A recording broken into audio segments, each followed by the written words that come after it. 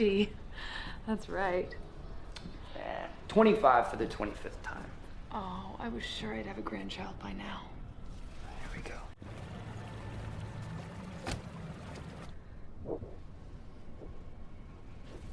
Not a here I can use yet. Come on, Will.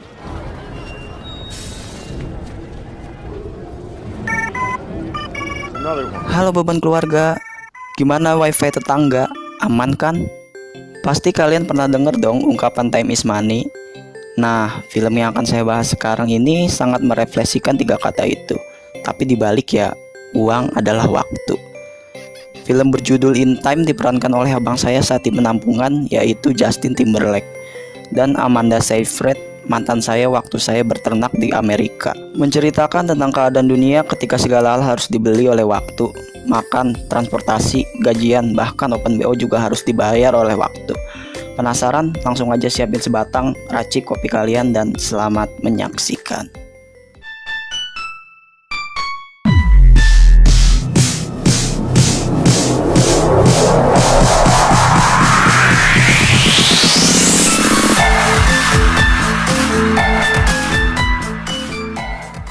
Party tomorrow night. Perhaps you'll give him a chance. Well,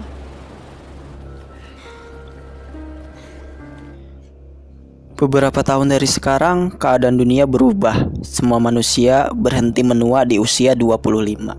Sementara manusia sendiri diberi 1 tahun waktu tambahan untuk bertahan hidup. Itu artinya waktu mereka di dunia hanya mencapai 26 sebelum harus menjemput kematian. 1 tahun tersebut diartikan sebagai waktu hidup. Lucunya, 1 tahun itu juga yang akan menjadi alat tukar pengganti uang. Sebagai contoh, membeli kopi, kita harus membayar 4 menit dari waktu hidup kita. Atau kalau kita naik bus, diharuskan membayar sebanyak 2 jam. Kita juga bisa mentransfer waktu kita kepada orang lain hanya dengan bersalaman. Tetapi konsekuensinya, waktu hidup kita akan berkurang. Tiap manusia mempunyai penanda umurnya masing-masing di lengannya. Angka itu menunjukkan tahun, bulan, jam, menit, sampai detik.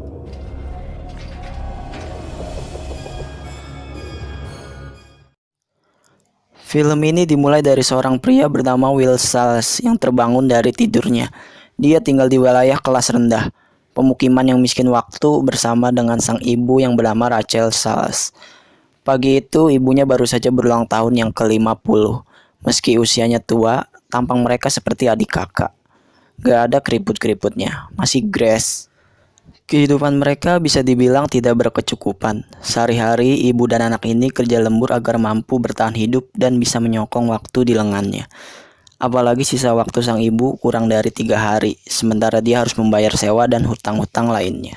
Scene berpindah pada pemandangan mayat di tepi jalan yang sudah menjadi hal yang lumrah. Orang-orang bisa mati di mana saja karena kehabisan waktu.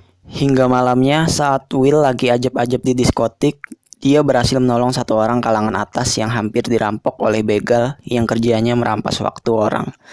Pria kaya itu bernama Henry Hamilton. Kaburlah mereka dan berhasil menyelamatkan diri. I can take care of myself. yeah, it looked like it.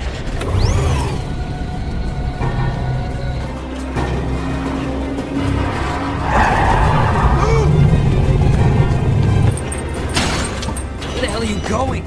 Henry merasa telah hidup dalam jangka waktu yang cukup lama. Dia pun menghibahkan waktu berabad-abad miliknya pada Will di saat Will sedang tertidur. Dan ketika terbangun, Will panik melihat Henry yang malah bunuh diri.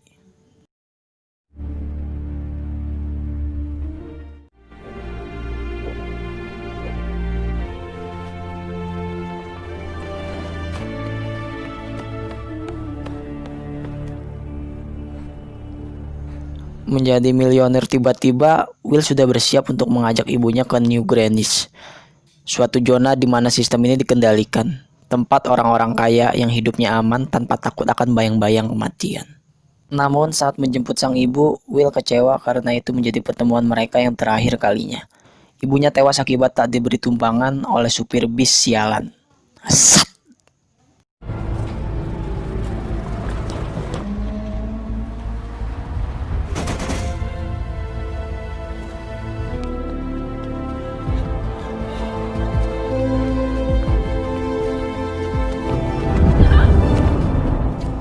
Muak dengan perbedaan status si kaya dan si miskin waktu, pembalasan dendam Will direncanakan. Dia nekat menerobos wilayah New Greenwich dengan niat untuk meratakan seluruh zona, agar wilayah tempat tinggalnya bisa senyaman New Greenwich juga. Di sana Will bermain judi poker, mempertaruhkan waktu miliknya dengan seorang pengusaha kaya raya pemilik bisnis waktu bernama Philip Weiss. Dibikin terkejut, Tuan Weiss dikalahkan telak oleh Will. Dia pun mengenalkan putri cantiknya yang bernama Sylvia Weiss. Pria itu juga mengundang Will untuk datang ke pestanya esok hari. Mulailah percikan-percikan asmara antara Will dan Sylvia. Mereka hampir melakukan adegan periuhuan di tengah laut lepas. Yuhu!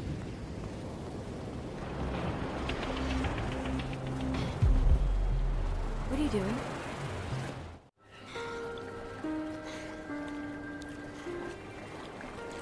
You're out here.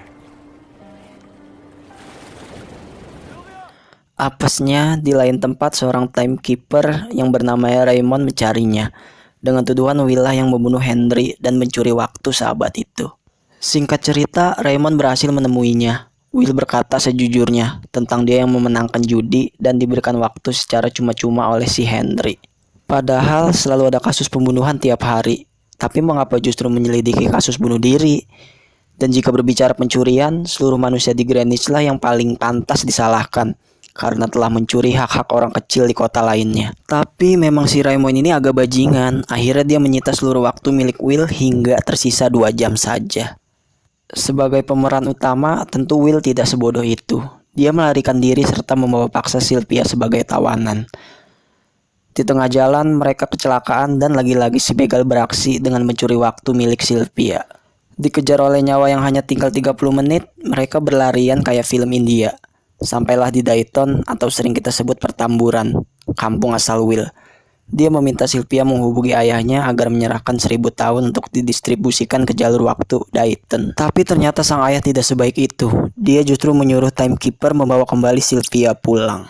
Hampir menangkap Will, si Raymond justru berhasil ditembak oleh Sylvia. Sayangnya dia tidak meninggal, tapi cukuplah dibikin malu oleh warga sekitar.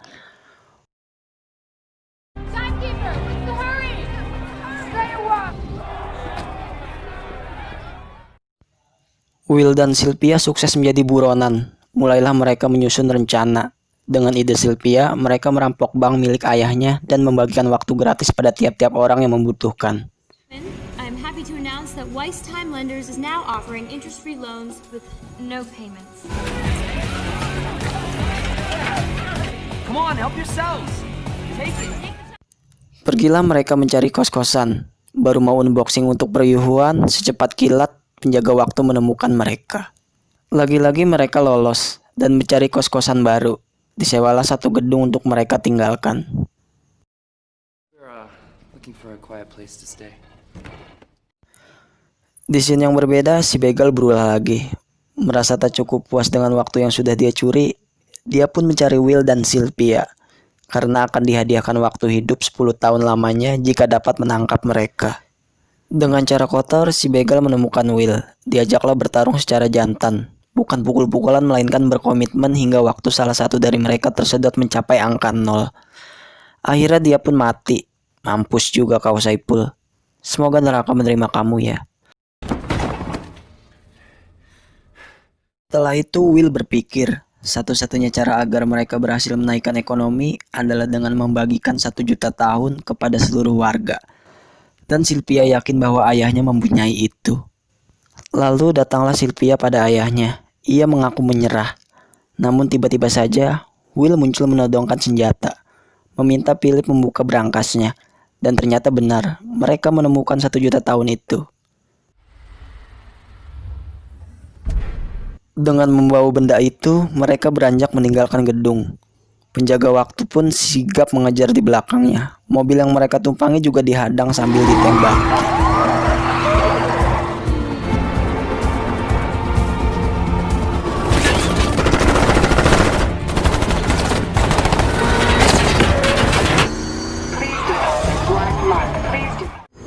Keep going. Keep going. We're close. 1 juta tahun itu berhasil dibagikan berkat bantuan anak kecil. Will dan Sylvia melanjutkan perjalanan ke kota Livingstone dengan berlari. Penjaga waktu masih juga memburu Will sambil menodongkan senjata. Beberapa detik setelah itu dia kehabisan waktu dan modar. Unless you want us to die on the way to...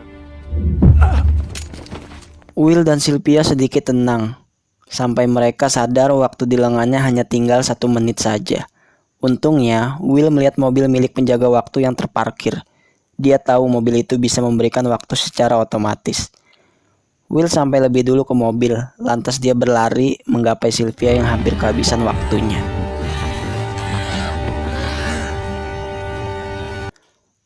Orang-orang di setiap kota mulai hidup makmur. Scene ditutup dengan mereka berdua yang mulai melakukan kebaikan dengan merampok bank lainnya.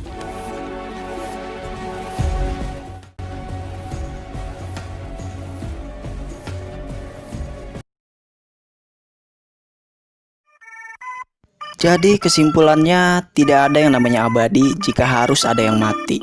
Hargailah waktu dalam hidupmu, jangan sampai terbuang sia-sia. Sekian dari saya, salam beban keluarga, salam anak pertama.